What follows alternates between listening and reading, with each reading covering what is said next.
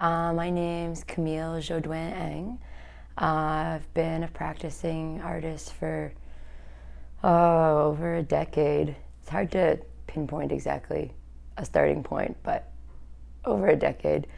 I graduated from OCAD in 2014 from the drawing and painting program, even though at the time I was not doing that many drawings and paintings and was doing and still am doing mostly sculpture.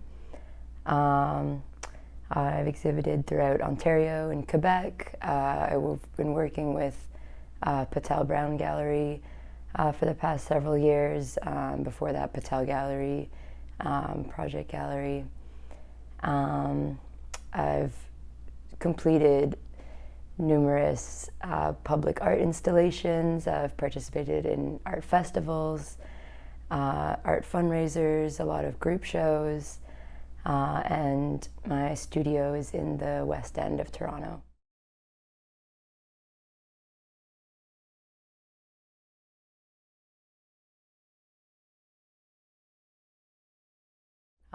So when I'm doing the symbols, it's always just starts with free drawing.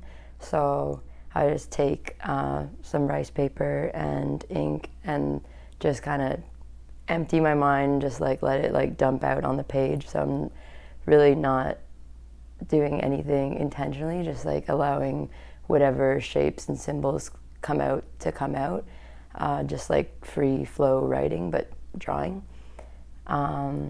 And I think I picked that medium because when I was a teenager, my grandmother is a traditional Chinese watercolor painter and tried to teach me the ways, although I was pretty stubborn. But it really stuck with me. I really liked the like immediacy of the medium. Like as soon as you're thinking it, it's on the paper, it's done, it's out there, it's like graphic, bold.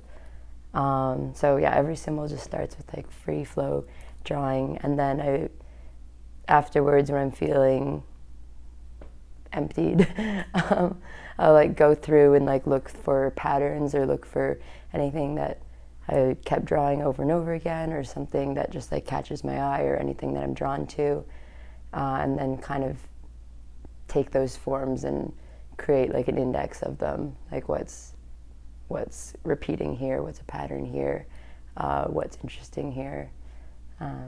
Yeah, it's a really like intuitive process. I don't want to say there's like not much thought, but I just really want to try to let my intuition guide me rather than like making decisions. I guess there's decisions to be made though. uh, yeah, I think that's where the symbols come from. But they're kind of like, the way I see them, they're like each one, because people always ask me like, is this like a language, or these like letters or words? And I'm like, each symbol is kind of more like a little thought bubble, or like an idea or a memory or a movement, or like a little moment rather than like a letter or a word.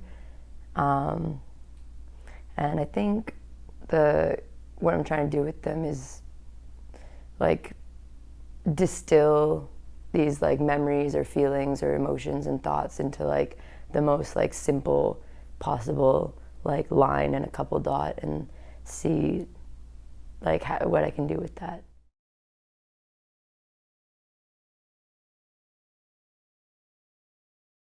Yeah, I mean, for me, symbols is just like one thing standing in for another thing. Like we see a symbol and we recognize the meaning of that symbol, it's standing in for something else, and we know the meaning of that. So, I mean, like one of the very first bodies of work that I worked on, actually while I was still using the OCAD studios, my first show was taking like star maps and creating those out of like mirror and acrylic and lights. And I was really, really just so interested how our minds could take something vast and infinite and as big as the universe itself, and then compress that into just like a couple lines and dots on a page. So I've always been really interested in symbols and like how that allows us to jump from different frameworks of space. I mean, every form of communication uses symbols. So I guess my work is all just like visual symbols, visual language. But I mean, most art is. Yeah, totally. Or is it all part of a greater system beyond our imagination? This one was a funny one where I was like, well, I wonder, do animals have secret languages? Like, they definitely do. I mean, I can only speak on my own human experience. So from my human experience, I would like to think there's all sorts of meaning making going on beyond what we can observe and understand, to create all our own meanings. So it's part of like the creative process, which is life changing, evolving. But there are definitely greater systems that we tap into that is something that I don't think that's coming from me, but it's something that you tap into and that you just feel an understanding. There's like a lot of understanding doesn't come through like words, and it's something that you're like, I just know this is something bigger than me. Well, meaning is we create the meaning. So if we're not there, are they not there? I don't know. These are big questions. I mean, part of my practice is trying to like contemplate the questions. I don't feel like anyone can have the authority to have a direct answer on that.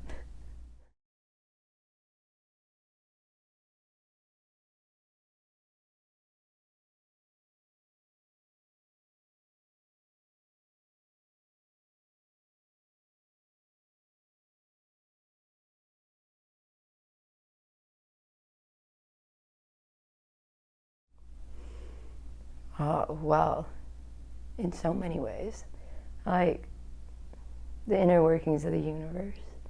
I think the way we create things like echoes those like inner workings and those systems. Like actually one of my past shows, Plaza, was trying to, it was like imagining, again, like switching those like frameworks of space, like imagining my body as a city and imagining like all the different like flow of like water and electricity and like the little thoughts as like little cars going through, and like build our realities like based echoing those systems and echoing systems that we know. There was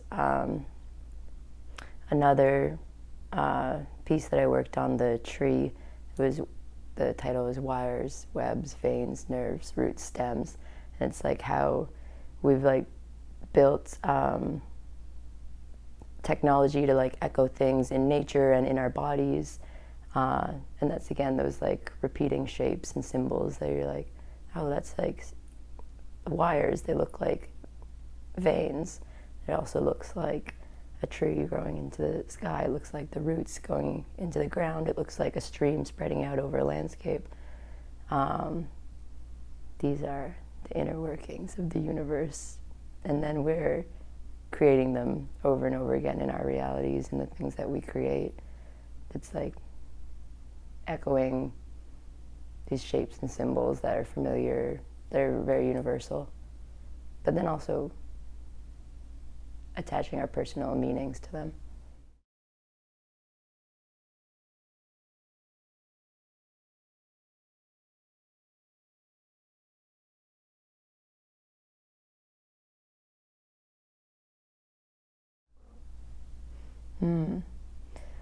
I mean, I'm honored if anyone's having any conversation around my work. That's very exciting and nice, but I like to imagine I like to imagine people seeing the work in person, and I like to imagine them kind of interacting with the work the same way you would interact with like trying to find shapes in the clouds or something with a friend and being like, oh, that looks like this. Oh, it looks like a rabbit. Oh, it looks like a boat, or it looks like a hat, and trying to like collectively find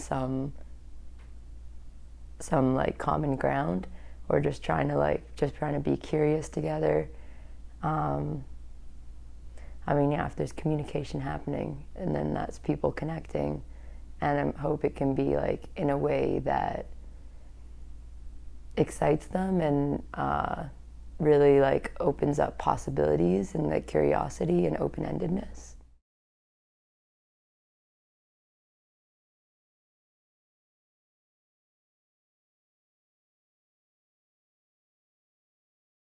Yeah, I mean, right this second, I've been working on like a little series of like wearable pieces, because earlier this year I just completed a really large scale, massive installation, and it was like room size, and I was like, I want to go the opposite now and go really, really small and make something like a little, like jewelry. It's like a sculpture that you can take with you everywhere that accompanies you.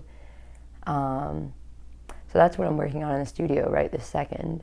I do have some plans for some more larger works, like a little further in the future. So those are very much in the planning stages, but in the summer I spend the entire month of August almost in the forest, like exploring and camping and spending time with friends. So, I already know I want to make a lot of works that are inspired by plants and nature, and kind of they're expressing like emotion and language and meaning like through their colors and textures and shapes and the meanings that they already carry. Yeah, it's going to be a series in glass. Thanks so much for having me, and thank you for your thoughtful questions.